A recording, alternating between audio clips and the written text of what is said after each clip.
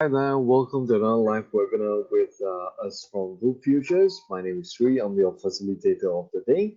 With us in the studio is David.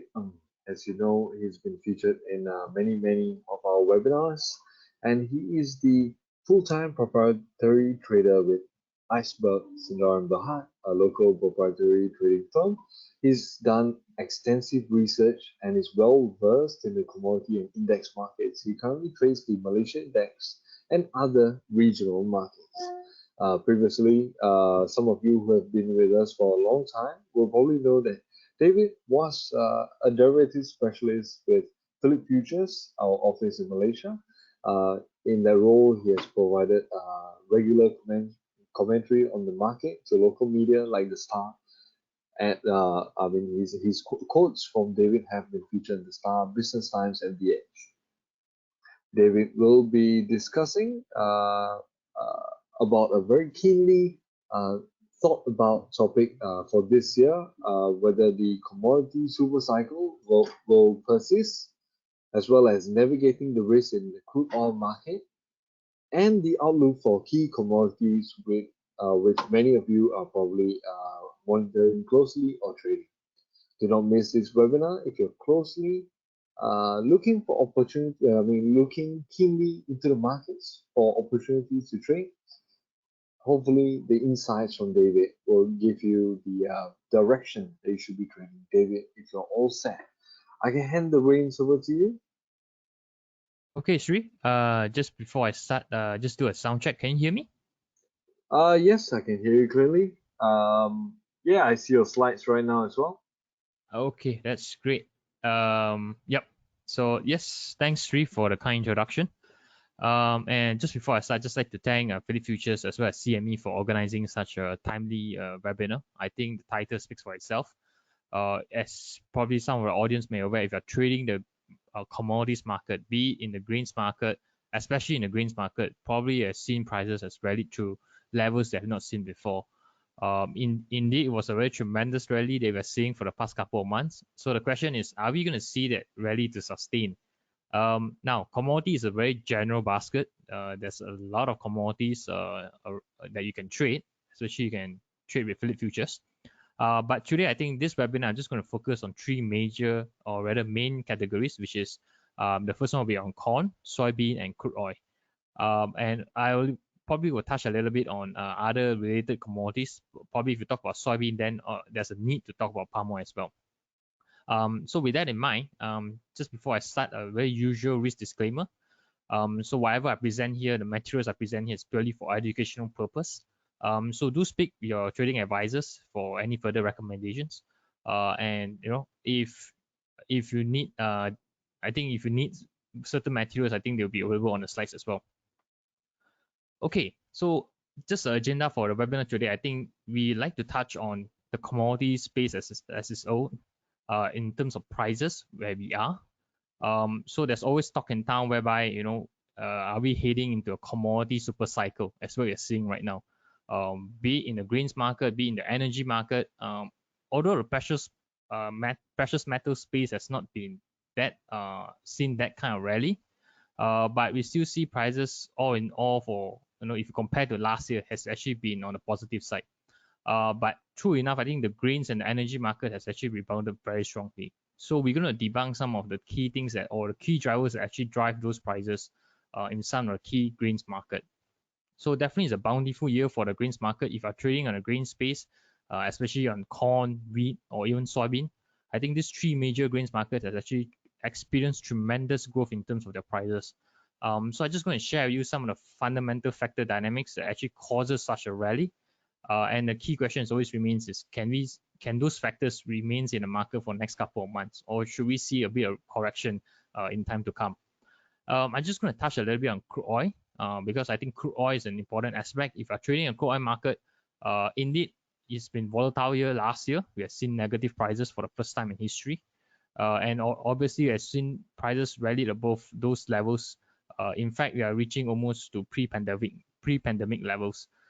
So obviously, it's also great for us to navigate some of the risks that's actually going to affect the crude oil market going forward. Last but not least, I'm a trader. So aspect has been very key in terms of my trading experience. So I'm just going to share with you some of the key technical uh, indicators, or which I often utilize, especially when I look into the greens market and even the energy market as well. Now, just to give you a brief context, you have seen how IMF have projected their growth over the past couple of years. I think 2020 was exceptional. We have the onset of pandemic, the COVID pandemic, which affected across the globe. Obviously, growth has not been doing well. We have, for the first time, I think, in many decades, we have seen a negative growth for the whole world. Obviously, with the exception of China, registered a very modest positive growth, but across major countries around the world, they actually registered negative growth for majority of last year. So obviously, coming to 2021, there's a lot of positive sentiment given the vaccination drive they're seeing, be it in Western countries or even in European countries. So I think IMF is actually projecting very strong growth this year. So that actually led into rally in a lot of these commodity prices, hoping that the demand for such commodity will actually pick up going forward. So obviously 2022 is where we start to see slight tapering in terms of their growth, but all in all, these 2 years are fantastic years in terms of their growth. But keep in mind, because 2020 was a low base year, it was a negative growth. So coming from a negative growth, coming from a low base, obviously have a low base effect. So do watch out, whether IMF will revise their projection going forward. Risk of further deteriorating pandemic situation will obviously cause growth projections to go vary. So this is something that we need to take note of, especially if you're looking to commodity space, because eventually commodity is about supply and demand dynamics. So if you start to see demand starts to deteriorate due to ongoing COVID crisis, then I think that's something for us to watch out for. But all in all, if you can see based on the chart, looks like the world as a whole is actually improving relatively modest. China being a rare exception, I think they are the one that only registering strong positive growth. But the world as a whole is looking into positive territory for the whole of this year. Now, if you put into relative context, I think this COVID pandemic crisis has actually been very robust in terms of coming out from the low base. So if you just look at oil per se, you have seen negative prices, and between 3 to 4 months later, we have probably seen almost levels like 40 to 50 US dollar per barrels. Those levels have probably is like, we see a very speedy recovery, and this was actually being propagated by OPEC and OPEC plus countries. They actually align themselves to cut supplies in the market, hopefully in order to sustain a particular price in the market. I think that really took a toll. So if you look at the bottom chart, you can see that among all the different fuels, jet fuels are still the one that's suffering from low demand, because even though we see recovery, demand is pretty much domestically, because certain countries are still being pretty much closing their borders. Only certain countries are actually allowing for inter-country travel bubble. But other than that, I think jet fuel has been in very weak situation. But diesel and gasoline is on the contrary. You can see, demand starts to increase. I think that's an important parameter if you're looking to clean crude oil. I think the outlook looks to be quite optimistic going forward. Now, the funny thing is that we have the Swiss Canal tragedy back in early March, but that doesn't seem to disrupt the oil market that much. But in fact, I think prices were actually quite robust. It's sustaining above the 60 US dollar per barrel. So I think all in all, the outlook looks actually quite promising. And this COVID pandemic crisis, it actually took 6 months to 8 months for almost a V-shaped recovery. If you compare to other major financial crises that we've seen in historically speaking, normally it will take more than 10 months. So I think this COVID crisis, in fact, has showed us the resilience of the economy, as well as there's a lot of pump priming, there's a lot of monetary policies by central banks that's actually causing the support that in the market they're witnessing right now. So now going back into Federal Reserve, I think they're very instrumental in trying to prop up the market with so much influx of quantitative easing, and obviously I think President Biden is going into more fiscal plan. They probably want to do a bit of infrastructure spending in a way to boost the economy. So going forward, the outlook is actually quite positive, because on one hand you have very easy monetary conditions, lower interest rates, and if you look at the Fed dot plot, which actually forecasts Federal Reserve rates in the coming months, most likely we are seeing the market's consensus. Most likely we are seeing rates to only increase in 2023. So that's almost a 2 years leeway, in fact, for markets to be in a very comfortable position. So I think with monetary easing and with fiscal spending by governments, obviously the market has a lot of support. And with that, COVID pandemic crisis, we almost can see the light at the end of the tunnel with the pace of the vaccination, especially in developed countries like US and UK. So if you just look at numbers, I think UK and US, they're almost reaching around 50% of the population to be vaccinated. And obviously other countries are also following along. And in recent times, also we are seeing in the past couple of weeks, India and Brazil are starting to record higher cases. So this could derail a bit of the economic recovery, but I think expectation is still looking into a very positive year, especially for this year and next year. Now, with that in mind, with so much support into the market, the government putting so much money into the market, obviously the debt is going to balloon. And if you just look at US alone, I think just the COVID crisis, it took them almost $8 trillion US. They just pumped $8 trillion US into the market in order for them to get to what kind of the levels they are seeing right now in the equity space. Obviously, that amount is surpassed what we have seen in 2008, the financial crisis. And I think not only US, in fact, other major countries, they also did a lot of monetary easing. So as a whole, the world has actually took up in excess of 24 trillion in borrowings in order to jack up, or rather to give a support to their own economy. Now, this 24 trillion is actually will be translated into debt eventually.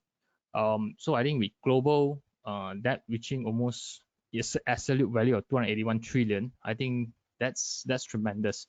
And the key question is always, what happens if rates starts to hike up? Because eventually, when you have high rates environment, as a debt, if you're servicing debt, that's going to be very painful. So I think this is a longer term picture that we are probably going to see.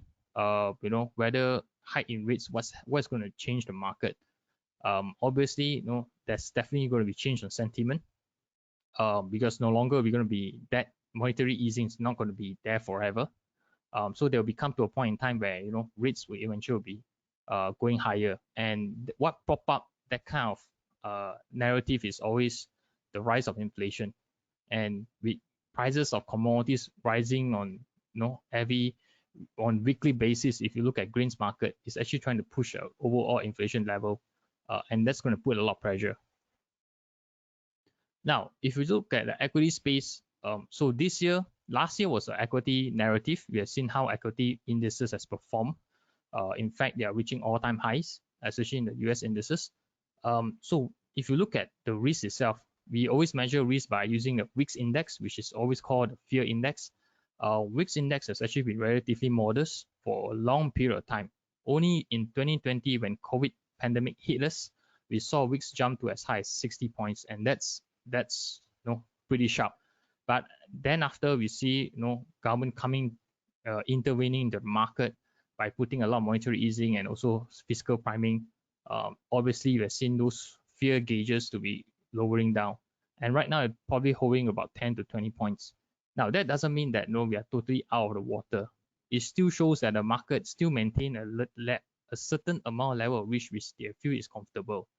Now, one thing to watch out is because when fear index starts to creep up, be it whether it's a pandemic crisis going to get worse, or anything that could spike up fear among the sentiment, investor sentiment, I think that's going to have an effect not only in equities market but as well as commodity space as well. Because eventually, it's whether it's going to be countries going into lockdown, you're going to suffer a smaller demand, or you're going to suffer decreasing demand. That's going to have an impact in terms of the commodity prices.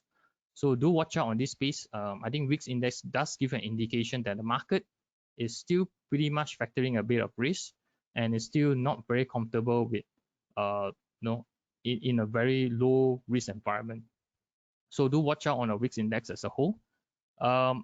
Another important measurement is always the US 10-year Treasury. If you just look at how it has performed, I think from 80 basis point, it went up to 1.6. I think that's telling you a lot. It goes to shows that I think it's trying to put pressure on Federal Reserve on the timing to increase their interest rates, and that's also intervening into reflecting into higher inflation levels expectations. So eventually, there's always bound to be a time where Federal Reserve will just say they have to increase the interest rates, and when that happens, if you look at the previous slides with such a big debt, I think servicing cost is going to be a major issue. So 10-year US Treasury and the VIX index that shows you that the market is, although it's still very comfortable, but it's always maintaining a fair amount of level we should be careful of. So now going into inflation, which is an important, if you hear the buzzword super cycle, it's been always coincident with, probably are we going to see a hyperinflation environment? Now, if you just look at CPI as a barometer, if you just look at those numbers, US inflation has probably inching higher between the 2.5 to 3% level.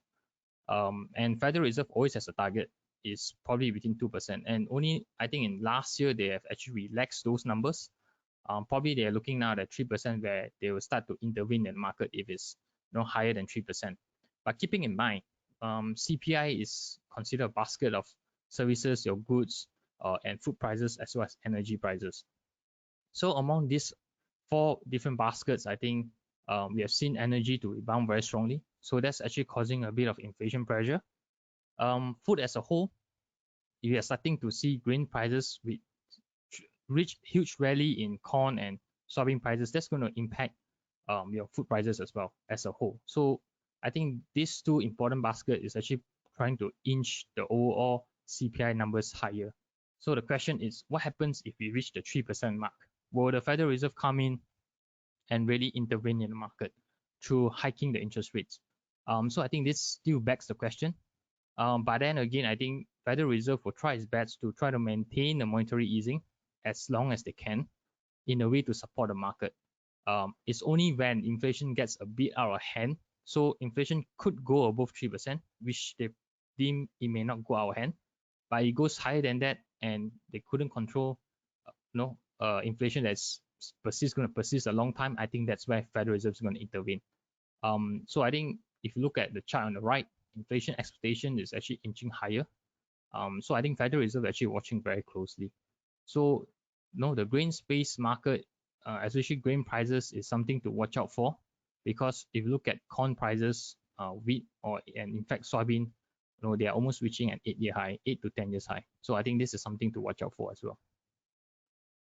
Now, if you look on the larger context, the inflation level in US has actually been relatively very modest for the past decades.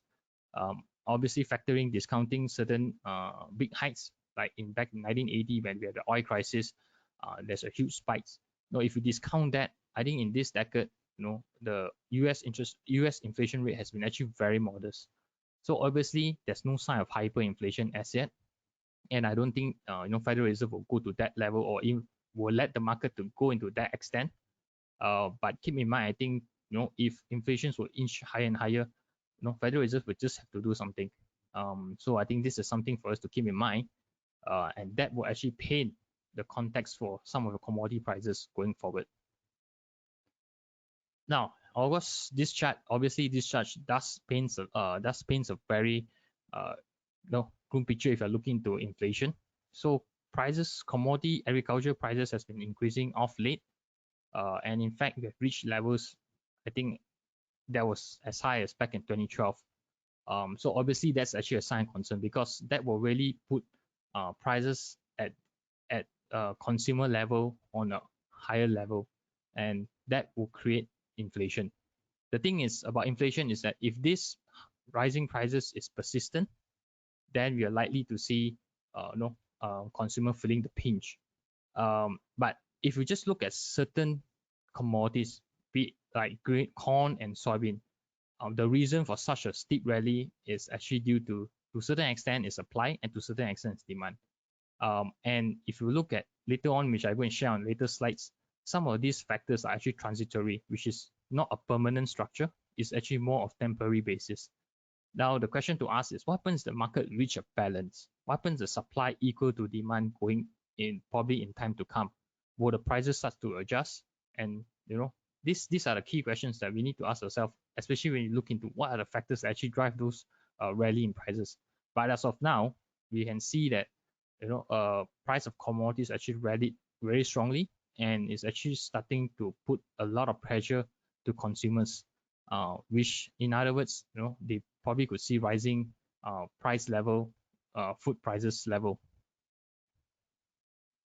Now, if you look at commodities as a whole, so this year we have seen tremendous growth in terms of soft commodities, grains commodities, but less on precious metals and the industrial metals.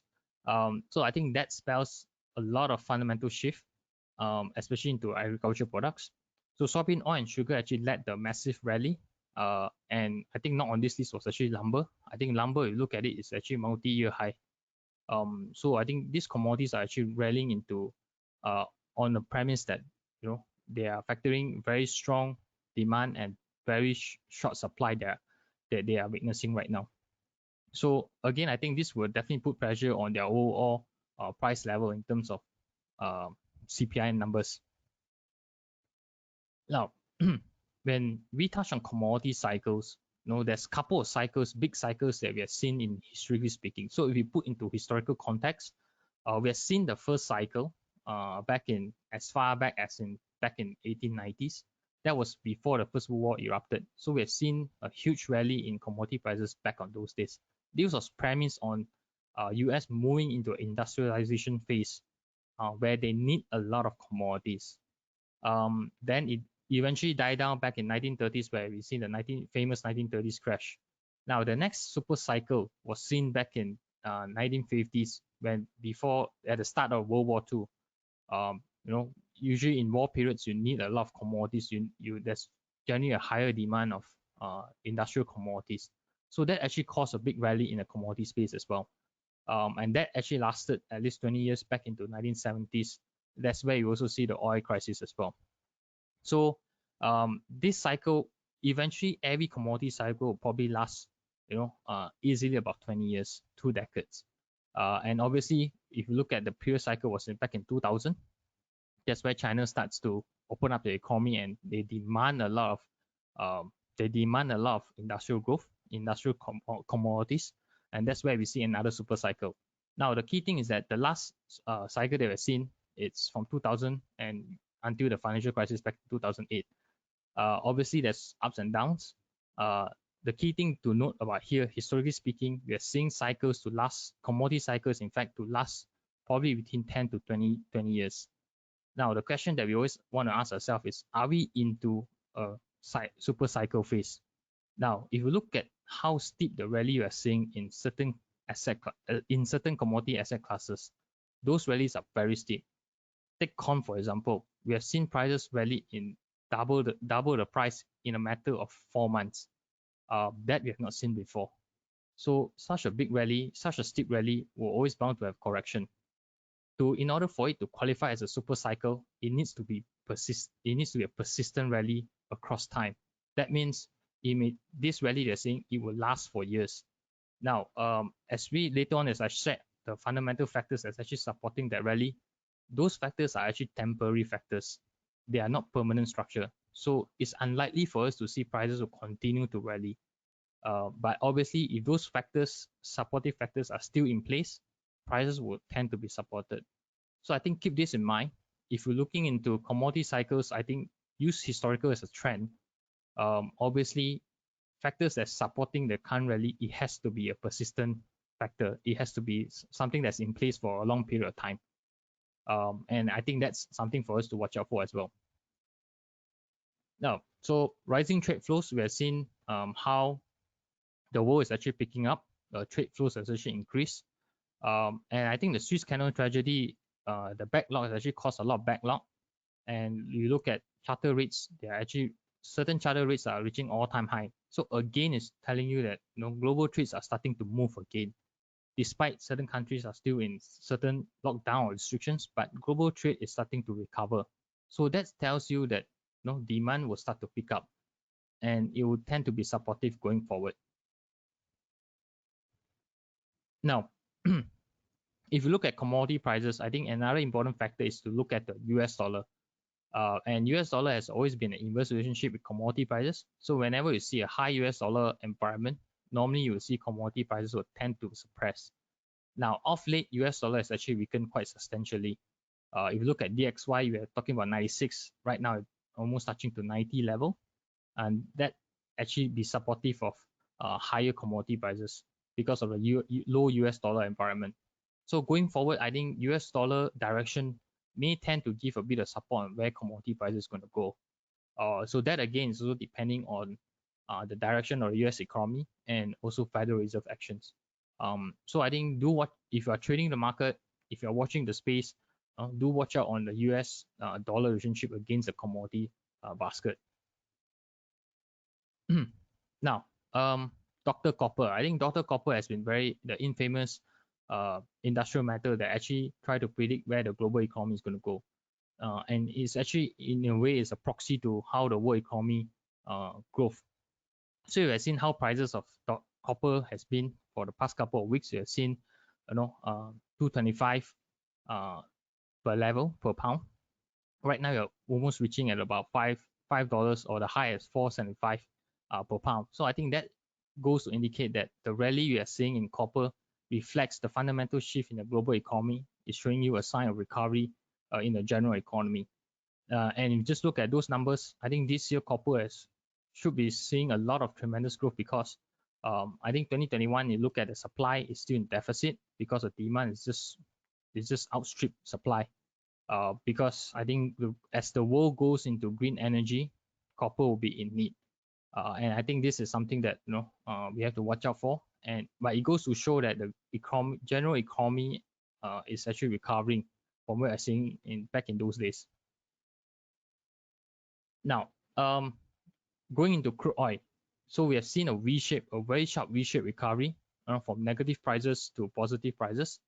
And just like last year, we have seen a lot of build up in stocks because there's not enough tankers to store oil. That causes the prices to actually go into a negative territory. But then again, after certain countries actually start to remove their restrictions or lockdown, that's where we start to see recovery in demand, and slowly we start to see crude oil supplies start to shrink, and certain stocks are also start to shrink. So this spells a very good opportunity for crude oil recovery. In fact, I think current levels are also almost to pre-pandemic levels.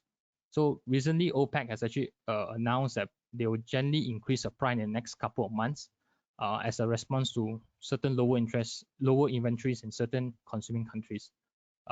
So I think demand has been quite robust.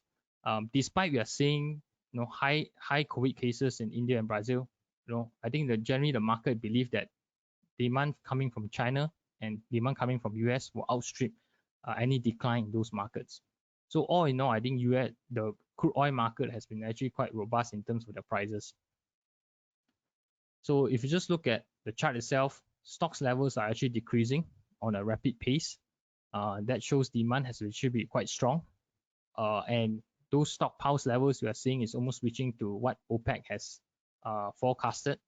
So given the next 2 or 3 months, we probably will see stocks in most countries will start to dwindle to a very low level, and that's where certain countries will have to re-import. So going forward, demand for crude oil is still going to be very strong, and I think it's something for us to watch out for if you're trading a crude oil space. And I think fundamentally speaking, the demand is still going to be good for crude oil going forward. So again, this goes to show the road to crude oil recovery. We have seen the pandemic low. Right now, you're probably going to see pre-pandemic levels.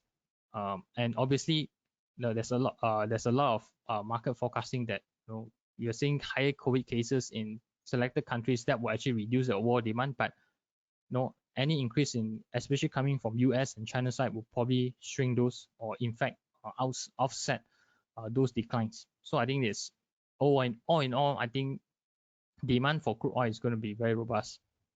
So same goes for ethanol stocks. I think those stocks levels we had reached a high during the pandemic last year.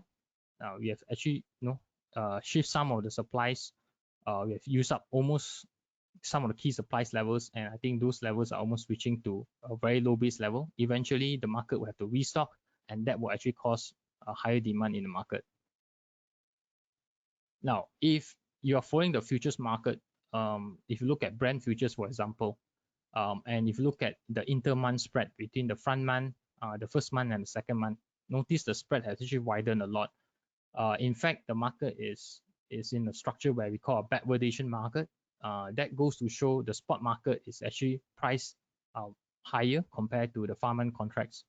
Normally in this market, it goes to indicate the market is in a very bullish phase. There's not enough supply in the market at the moment compared to the delivery for the next month. So that push up the current spot prices to a certain level, and that also causes the spread to move, to widen as well. So that's what you're seeing in the structure, in the forward curve structure, and that's signaling you that the market is still in a very tight supply market. So eventually, I think for the market to remain balanced, you just have to watch out on the spread. If the spread starts to decrease, if there's a balance in terms of the front month prices and the farm month prices, that's where probably you potentially see a shift in the dynamics of the crude oil market. But from what we're seeing right now, the backwardation markets, the backwardation curve is still here to stay. So that's on crude oil. I think crude oil, the fundamental is looking good. We're probably going to see increasing demand because a lot of countries, the stock levels are actually pretty low. They've pretty much used up some of their supplies. So eventually, those countries will start to restock. And I think if you look at US numbers, the interstate travels are being allowed now. So obviously, there's a lot of demand, for crude oil and gasoline. And obviously, jet fuel is quite sluggish at the moment. But when vaccination drives kicking on a full pace, and more countries are starting to reopen their borders, then probably we'll see increased demand in jet fuel as well, and reflecting into higher prices.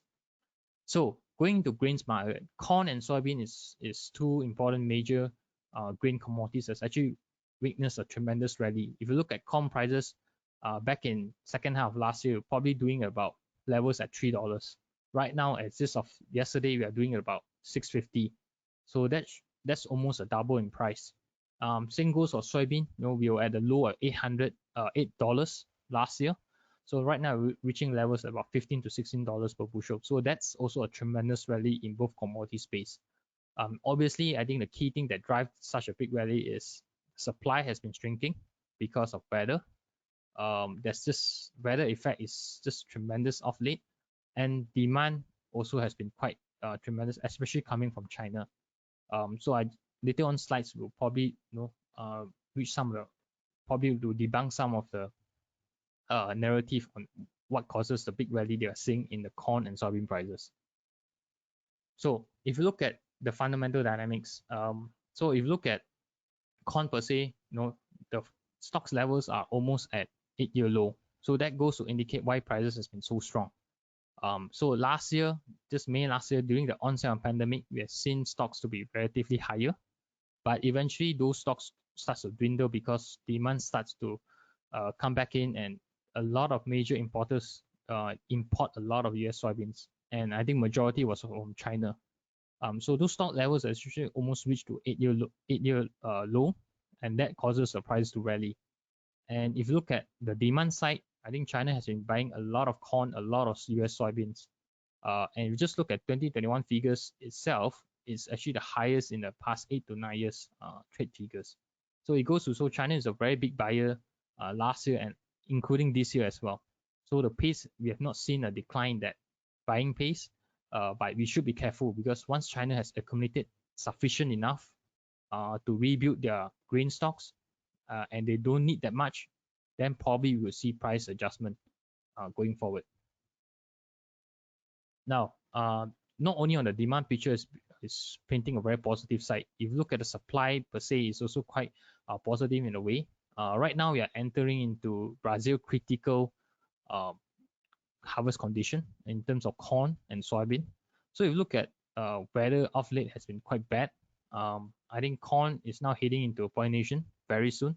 And you look at weather in Brazil is actually very dry. So we have seen how corn prices actually the last couple of days rallied more on average 4 to 5% per day. So I think weather is something that's something to pay more attention to, because we are going into a very critical stage in terms of South American produce. Because if South American cannot produce that much, I think the deficit has to be covered by US side, and that will push corn prices even higher. So I think weather is a major play. And again, we are seeing very adverse condition in terms of weather.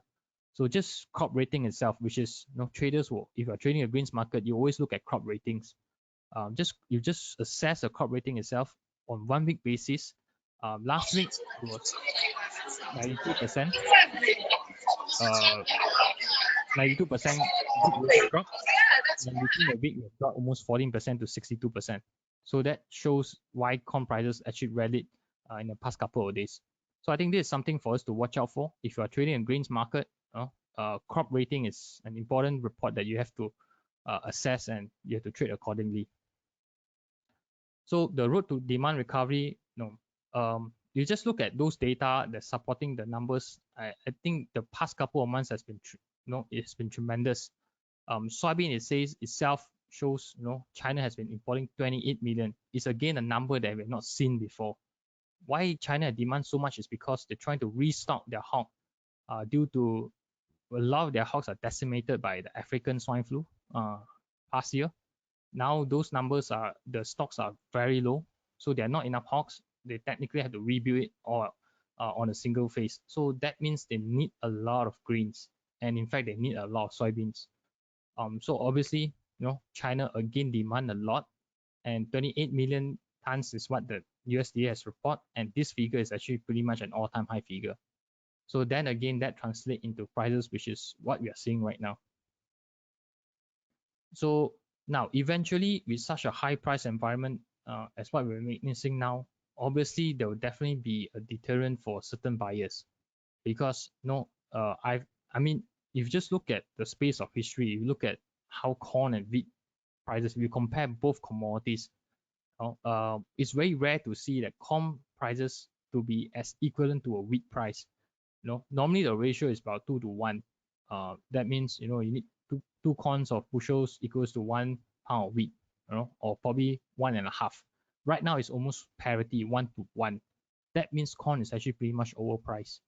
Eventually, certain key countries, especially China, will start to probably shift some of their corn demand over to wheat, and probably we will start to see corn prices will face a bit of adjustment, and wheat prices will also be adjusted as well. So I think these are key things that key developments that we're seeing in the market, and it's worth to pay attention for, because the rally in grain prices, as triggered especially by China, it's going to create a lot of disruption in the market. So I think going forward, it's important for us to see how the wheat prices and corn prices are going to be fair. But if you look at some of the reports, China is actually slowly starting to shift some of their wheat demand, some of their corn demand over to wheat, given the increase in corn prices, which is quite sharp. Now, if you are trading a market, especially grains market, it's important for you to look at the CFTC report, which reports the overall net positions in the market, from whether it's commercial hedges or whether you are retail traders. So it goes to show that if a net position has been a long position, that means generally the market is actually very positive, because that actually convinces the traders to hold overnight positions, overnight long positions. Now, if you look at net positions as a whole, we have started to see numbers increasing since September last year. So that explains the rally we are seeing in corn prices. Now, as of late, if you look at the latest CFTC numbers, although we are still in a very high positive numbers, but those numbers are starting to taper. Now, it's important for us to watch these numbers, because if net position starts to decline, I don't think the rally in price is going to be sustained, because eventually, whether it's commercial hedgers or even retail traders, they will start to book profits, or trying to close some of their positions, and that's usually a first sign of market turning. So do watch out on net positions in market. CFTC reports is always out on weekly basis. I think that's important assessment for us to gauge what's the overall market sentiment. Now, going into soybean. Soybean again has been a tremendous year. Again, is also driven by China's demand. Supply is also being shocked by Brazil, which is the second largest exporter. So the recent drought that we're seeing in Brazil is actually causing a lot of spike in prices. Now, there's a market notion that the soybean to corn ratio is always working around the 2.6 to 1 pound soybean. Those ratios has actually come off from the high. It's right now about 2.4. So that again indicate that corn is a bit overpriced compared to soybean. So eventually, whether it's from the farmer perspective or whether it's from the importers, the buyers perspective, they just have to adjust the type of grains that they need accordingly due to the prices, the different relative prices. So farmers now is more incentivized to plant soybean because given that the attractiveness of soybean is there, because corn is actually a bit way overpriced. So eventually a lot of farmers will shift some of their key planting areas to corn, and that will release a lot of supply in corn in the next harvest. So eventually price will have to adjust. So I think judging from the ratio, we are seeing that corn prices is actually a bit more overpriced compared to soybean and wheat. Now, if you are trading a spread market, if you are watching the calendar spreads for certain commodities, it's also very interesting. This is comparing the May to July 2021 corn. So you can clearly see that the overall range has been 20 cents for a very long period of time. It broke that range, earlier in the month. You have seen a very massive rally in the front month contracts because that suddenly the market just realized there's a tightness in the market and there's a strong demand. So it really push up the prompt prices or the spot prices to levels to very high levels. So if you're trading a spread market, I think it's definitely an opportunity. It's definitely an opportunity because once you break up the long-term range, normally you'll just be heading on a one-way trend. So obviously, just a couple of days ago, we have seen those prices start to retrace a bit. But again, I think the overall trend still remain intact. Corn is still trying to reach the $7 mark pretty soon. So soybean, I think I just mentioned, I think China has been importing a lot of soybean. It's also another major importer for US soybeans. So if you look at USDA numbers, again, they are reporting that 2020-2021 is going to be a bountiful year in terms of demand. So that really push up prices to above the $15, $16 mark. And I think that's something for us to watch out for. Now, the key thing is to watch out as we go into June, July, August, where harvests are a little bit more certain. That's where we will see prices tend to retrace a bit. So it's very crucial for us to watch how the South American, especially the weather play. Are we going to see a bad weather situation? If we're going to see that, then likely soybean prices is going to go higher. Now, on the net position per se, it's a bit slightly different compared to corn. Although we still see net positive positions, but it's not at all-time high positions compared to corn, which is I think 2020 was pretty much an all-time high net long positions. For soybeans, a slightly different picture. I think off late we are sliding, although the net positions are still positive, but we still see a bit of moderation in terms of the net long positions.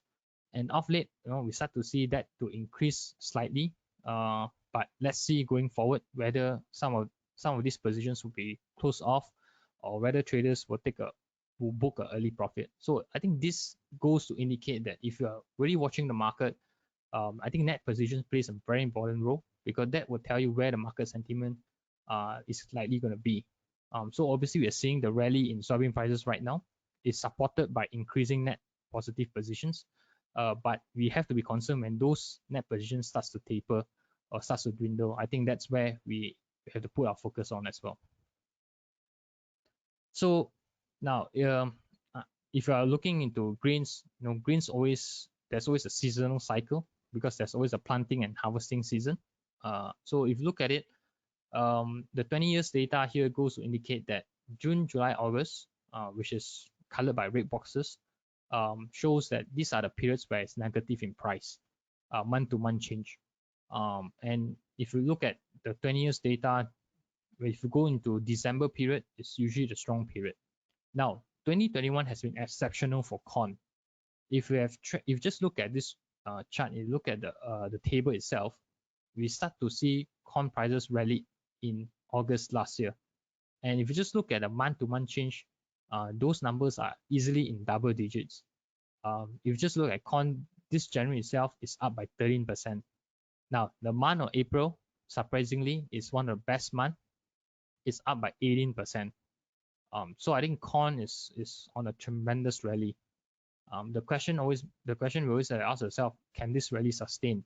Now, given the fundamentals that I paint to you, and it's relatively priced compared to soybean and wheat is more expensive, there's going to be bound for retracement, but the fundamental factors are still very supportive. So if you are trading the market, you just have to be careful when you enter into weak seasons. So we are going into weak periods, or rather we call it weaker periods, and that's where we should be careful, in especially if you're trying to put in the positions whether to follow a trend. So I think understanding the seasonality pattern is important, especially when you're trading commodities. Now, if you look at soybean, now soybean is very similar structure, like in terms of the seasonality pattern compared to corn. And again, July, August, September is always the weaker periods, because normally, when you want to go into new crop season, your old crops the harvesting numbers will start to realize in those months, and that's where prices will tend to be adjusted. But if you look at 2021 again, soybean itself is also recording fantastic figures, as not as good as corn, which is registering double-digit gains every month. But corn itself is from January to April, end of this month, is still registering very positive numbers. And in fact, last year November, December has been a very strong month for soybean as a whole. Now, so going forward is always a key question. As we enter into the harvesting period, are we going to see the same fundamental factors that cause a rally to be sustaining the rally in price? Eventually, they're bound to be adjustment, and that's where we have to be very careful of. So crude oil is slightly different because crude oil is on the energy space, but do notice that I think towards the year end, especially the fourth quarter, we normally will witness weaker prices. But December has been a very strong season because of the holiday season. People start to travel. There's always a demand there. But if you discount the March last year where we seen negative prices, the 50% drop in plunge in prices, I think pretty much this year we have seen crude oil to recover pretty much in historical trend, or trying to show a seasonal pattern. So I think if you look at it, the crude oil balance dynamics are actually quite balanced. But going forward, it's very important for us to look into what are the OPEC decisions is, and whether are we going to see any demand disruption, especially with the ongoing pandemic. Now, this is a forward curve, which is indicate all the different prices of contracts that's listed on the CME exchange. So look at the prices. It shows that the forward curve for the crude oil is in a backwardation market, where your current price is going to be higher than your farm contract prices. So it goes to show we are in a very bullish market. Spots markets are in fact showing you a strong demand picture. There's supply deficit, and that's supporting prices. Same goes for corn. You look at it, the corn itself is unique in a way that the front month prices is actually showing you very steep decline, which means that the spot prices are actually very strong, and that goes to show that the current supply is tight, demand is strong. So that shows why the current prices has to be sustained at this particular level. Same goes for soybean. You can see it's also a backwardation market. Farm month prices is actually lower than current month prices. So this three market in a way is in a backwardation pace, and it goes to show we are in fact a bullish market. Okay, now if you look into soybean oil, there's always a relative comparison to palm oil. So what this chart goes to show is to show you the spread premium between the soybean oil and the palm oil per se. So if you look at the recent rally you're seeing in soybean oil, it has been a tremendous rally in fact, because owing to the fact that we have also seen tremendous rally in soybean as well. And I think owing to Biden green energy policy, I think that causes a lot of demand shift over to soybean oil. Now, if I want to focus your attention to the spread, the normal common average spread between the palm oil to soybean oil spread is about $100 US, Right now we are doing about 300, 350. Again, is very surprising. That means soybean oil is way overpriced compared to palm. And if you look at Malaysia palm oil per se, right now we're doing about 4,000 ringgit. So it goes to show that there's uh, there's a couple of adjustment here. Eventually the market will revert to its mean. Obviously the market can stay at this level for a period of time, but the market will self-adjust when time comes. If it goes back to the mean, that only means two things. The soybean oil will have adjustment to the downside, and palm oil may have to adjust on the upside. Because right now soybean oil is actually relatively more expensive compared to palm. And this premium, although we have seen historically speaking, it may last for a period of time, but normally the adjustment will be quite sharp. So do watch out if you are trading on this space, be it on the palm oil market or even on the soybean oil market. Now, so a very brief technical overview. Now, if you look at the corn prices and look at the soybean prices, I think the major key thing when you want to look into a particular commodity market, one thing is to identify the trend. There's a couple of ways for you to do it. One is to to use it on a visual perspective, which means that if you see a higher high and a higher low, that means you're in an uptrend. Or vice versa, if you see a lower high, lower low, that means you're on a downtrend. Now, another way to do it is to look into using moving average as a way to depict the overall market trend. So what I have here is basically to use the 200 EMA, obviously tag along with the 9 EMA and the 20 days EMA. So 200 EMA is giving you a perspective of probably a year's data. So whenever you see prices trading above the 200 EMA, it goes to indicate that actually the market is pretty much on the bullish phase. Now, if you look at prices trading below the 200 EMA, it's trying to tell you that the market is actually on a downward phase, which means it's a bear trend market. So clearly you can see using the 200 EMA, both the markets are pretty much on the bullish phase, and the bullishness started back in July last year for corn, and back in June, or pretty much the same period for soybean as well, around the July period as well, when the candles are crossing above the 200 days EMA. So the 200 EMA can be used as a way or utilized in a way for you to identify the longest term trend of the market, because the primary trend of the market is important if we can identify. As a trader, you always want to be on the side of the primary trend. You do not want to go against the primary trend, because once you go against the primary trend, technically you're against the market. So there's always a saying, trend is your friend. So if you are right now, both these markets are pretty much in the longer term bull trend. So you always have to position your trade to find opportunity in the market to long the market. If you want to time the market, normally I would not advise, because it's always a risky business to time a particular market, especially you have a very strong trend. Now, after identifying a trend, obviously if you are going to a trading perspective, normally you have to use signals that for you to indicate certain positions to enter certain entry levels, certain exit levels. So one of the ways is to use the EMA, which is the 9 days and the 20 days EMA. So crossovers EMAs are very simple strategy that's commonly used. So crossovers meaning that 9 days EMA is a shorter day EMA. 20 days EMA is I would say the medium term EMA. So whenever the shorter term cross above the medium term, it indicates that the market is going to be bullish. Vice versa, if the EMA 9 days cross below, that means the market is going to be bearish. Now that coupled with that, a normal candle, we also use a normal candlesticks. The normal candlesticks can be quite volatile certain times, because it can give you a lot of false signals. It can give you a lot of whipsaws.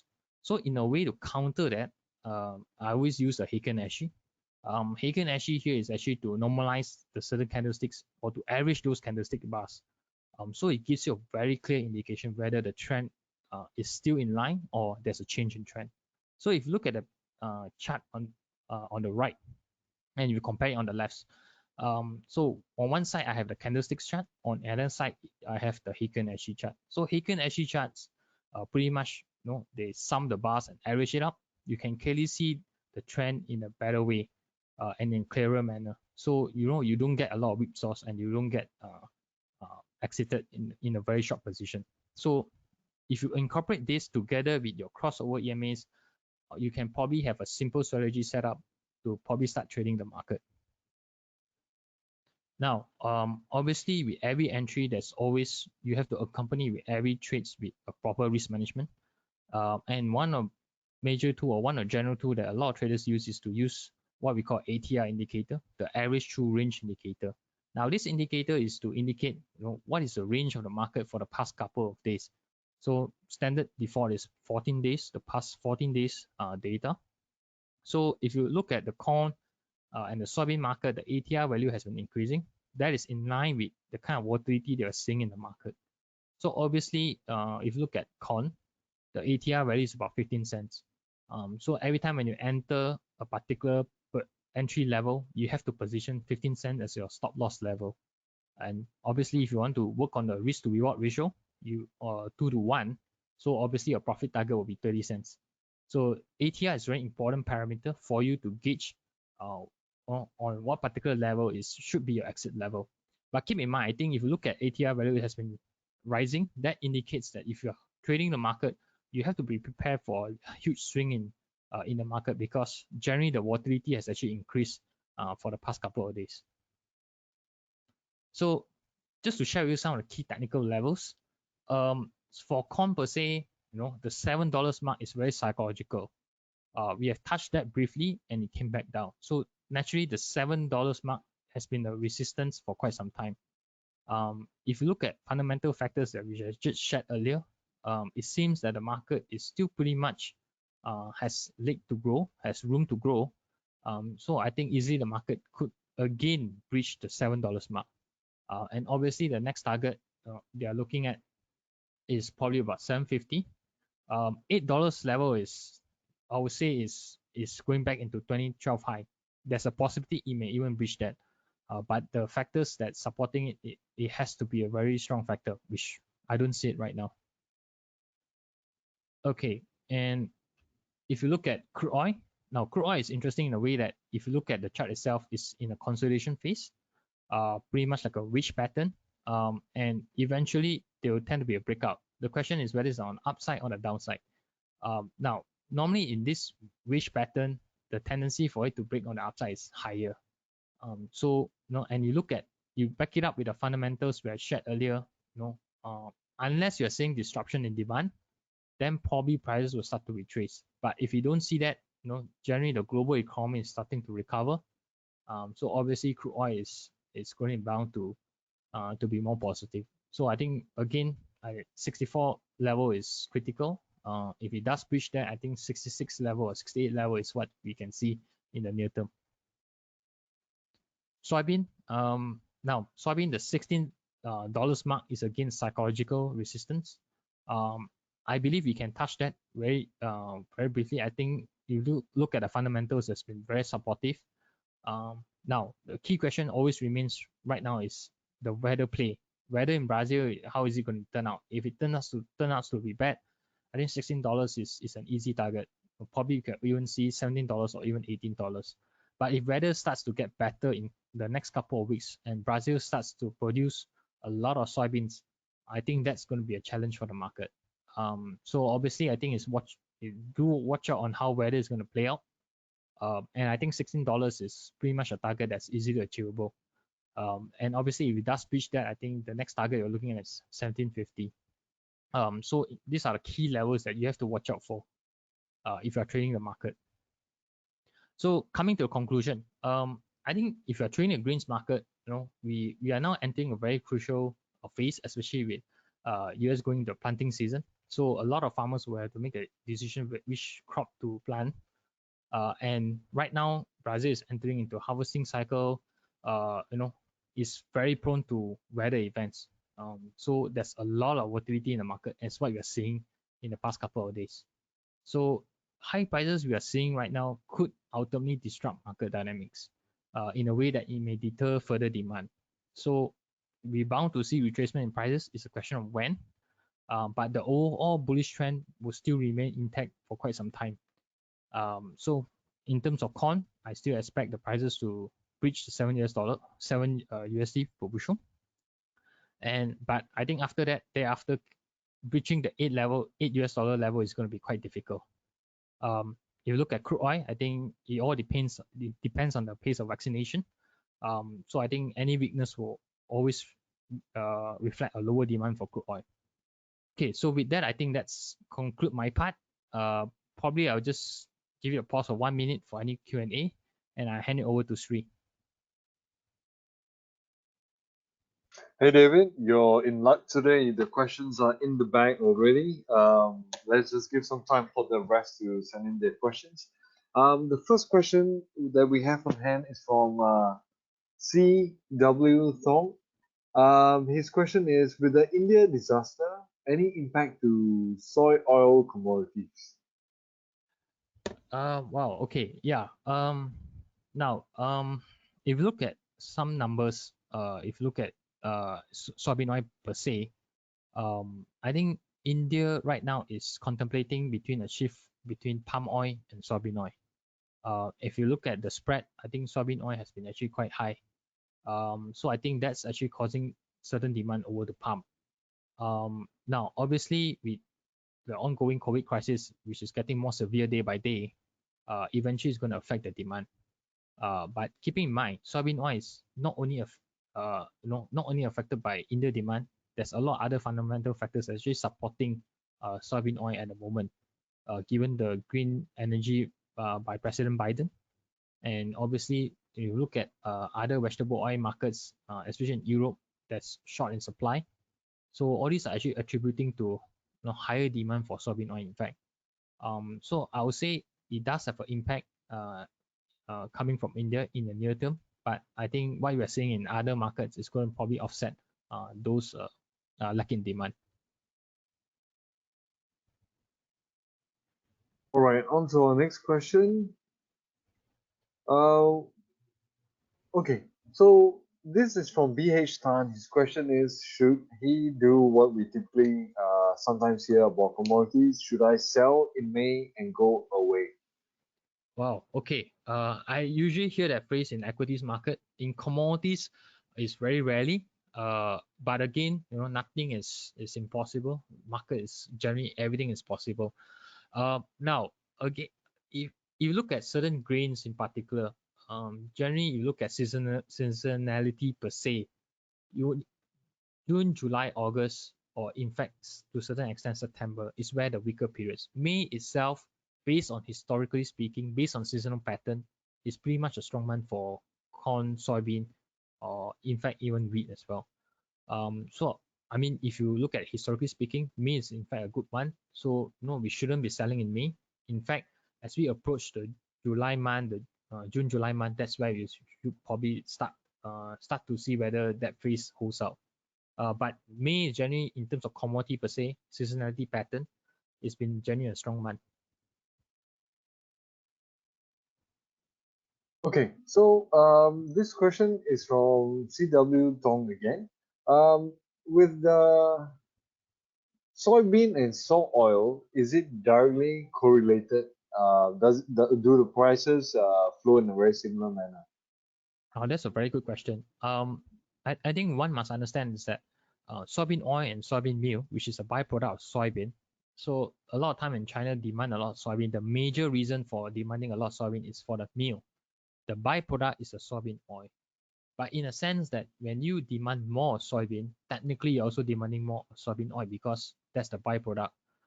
So in certain ways, it shares a lot of relationship, and in certain ways, it's actually correlated. So if you are seeing higher prices in soybean, it should translate into higher prices in soybean oil as well. All right, David. For this question is from Chong. He's asking, what do you think? Should we start hedging commodities for next year, or should we hold and wait? Wow.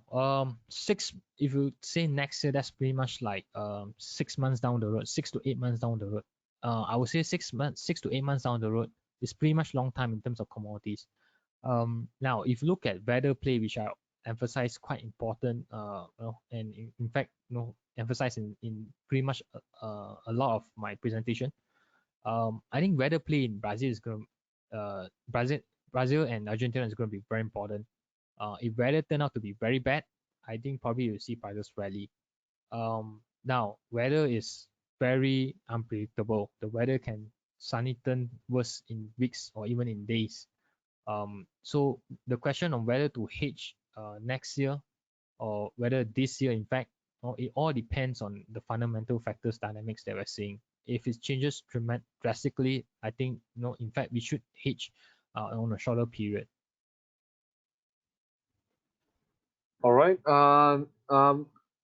David, you shared the chart for the VIX index earlier. Yep. This question is from Vivek. He's asking, the index is currently at 16 or 17 level. Do you see it going up from here? What's your view in terms of the direction?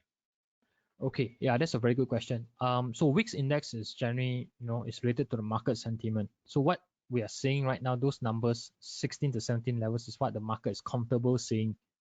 Obviously, any spike in that tells that the market is a bit fearful. There's a lot of reasons that the market can be fearful. Obviously, there's a lot of saying in the market, equities is big, there's bound to be a correction. Bond market is showing you the red flag. So all this can contribute to spike in VIX. But I think obviously the major headwind, the major risk we are seeing right now is the pace of COVID pandemic. We are in a pandemic, to be in fact. So anything that can deter that kind of recovery, that could be a major reason to see a spike in VIX. But I think generally, if you look at 16 to 17 level, I think generally it will sustain there for a period of time because the market is actually quite comfortable with the level of risk that is attributing to the market for now. All right. We'll just take a few more questions. David, what do you think? Will capital funds flow from commodities to the bond market, which can probably last for a few years? How would this impact the commodity rally? Oh, this is a very good question. So we have seen fund flows late last year going into the commodity space, especially to the grain markets. Obviously, there'll be a shift out of it when the fundamentals start to change. Be it whether it's going into the equity space or the bond market space, that's a question that I couldn't answer. But obviously, this will definitely deter the commodity rally. And I think as we go down the road, probably in a couple of weeks or months time, when we see dynamics starts to balance out, which means supply starts to equate to demand, and any excess will start to be absorbed by the market. That's where we really can see, are we going to see another big rally, or are we going to see adjustment? I think that's a key question that we need to ask ourselves. So in terms of capital fund flow, I think generally right now they are in the commodity space, and if whether it will go out, I think it all depends on how the dynamics of the commodity markets as a whole. If it continue to be very bullish, I think the fund flows will continue to be coming in. But once those dynamics start to change, once those factors that supporting the rally doesn't seem to be there, I think fund flow is going to be out. Whether it's going to be bond or equities market, I think that's something I can't answer because it's generally the market, what the market per se. David, with the direction that commodities in general are moving in the super cycle, is it going to impact how much we pay for rice as well? Wow. I don't cover specifically on rice. But if you just look at the slides that I presented earlier part in the webinar, which I showed the CPI basket, the inflation expectation, obviously grain prices, the rally you are seeing grain prices is going to have an impact down to consumer. How is it going to impact? Is you probably going to see higher bread prices, higher wheat prices. These are all the byproducts of particular grains. Eventually, will it translate into higher price in other commodities? It could be, but it all depends on the particular fundamental, or rather the specific factors that are attributing to a particular commodity. So say for example rice, no, it all depends on the fundamental play. So if you look at the whole world economy is recovering, generally going to have a higher demand. That causes rally in grains that we are seeing right now. So naturally, we're also seeing higher demand for rice as well. So I think that spells a lot on the specific factors that are actually affecting that particular commodity. All right, David. You talked about corn. The main contract for corn, it had touched the $7 mark and retraced on the same day. Do you expect? Foresee rather other months? I mean, the contract in the other months to breach $7 moving forward. Okay, thank you for the question. I think this is a very important question as well. Yes, indeed, if you look at corn May contract, it does touch the 7, just a brief touch, and it went back down on the same day. Do you have the chart, David? Maybe you can Yeah. show it to us and explain again. Okay, I hope this chart if able to see. So if you look at it, we briefly touched 7 and came back down on the May contract. Now whether other months, let's say the July month contract in corn, whether you're going to touch a 7, it depends on the fundamental going forward. So next week planting seasons, next week crop reports from Brazil is very crucial. If they still show weather is going to be affected, it's going to be bad weather. I think that's going to easily push up farm prices, farm contract prices in corn as well. So I would say it's possible for other month contracts to breach the $7 in the corn market. All right, before we let you go, David, the question that we want to end the session with is we are now in April. How do you think the price of gold will move come the rest of 2021? Wow. Unfortunately, I didn't cover gold, but this is just to give you a personal opinion on where the market dynamics of gold is. Now, I think gold is interesting in a way that if you look at how prices react, we have seen, if you look at commodity space, you look at grains, you look at industrial metals, you look at platinum, those markets actually took a very big rally. But we have not seen that in gold. There's obviously a couple of reasons to it. Now, my personal view is that I think gold on the longer term is still very attractive in a certain sense. Will prices retouch the previous high above the 2000 US dollar? It's possible. It's just a period of time. But I think in the near term, there's a couple of factors that's actually limiting the price upside, which is mainly, if you look at how COVID crisis play out in India, India is actually a very major demand, a very big consumer for gold. I think that's going to have an impact right now because as they're fighting with the second or third wave, I think that's going to affect gold demand coming from India. So fundamentally speaking, I think there's a lot of headwind in terms of gold prices. But eventually on the longer term picture, I think it's still pretty attractive as an asset. And I think going forward, we should see prices trying to re-challenge the 1,800 levels and again the 2,000 level in probably in the longer term time frame. All right, thank you so much, David, for your valuable insights. Thanks, Sri. Well, till our next webinar with David, we'll catch you in our next live webinar. Thank you for being a wonderful audience and for all the wonderful questions that ensured that David was always on his toes when we did a Q&A. If you have any other questions, please send them in the post-webinar survey form, and we will try and get back to you with the relevant responses in our follow-up email or offline as well. All right, thank you and good night and stay safe. Bye-bye.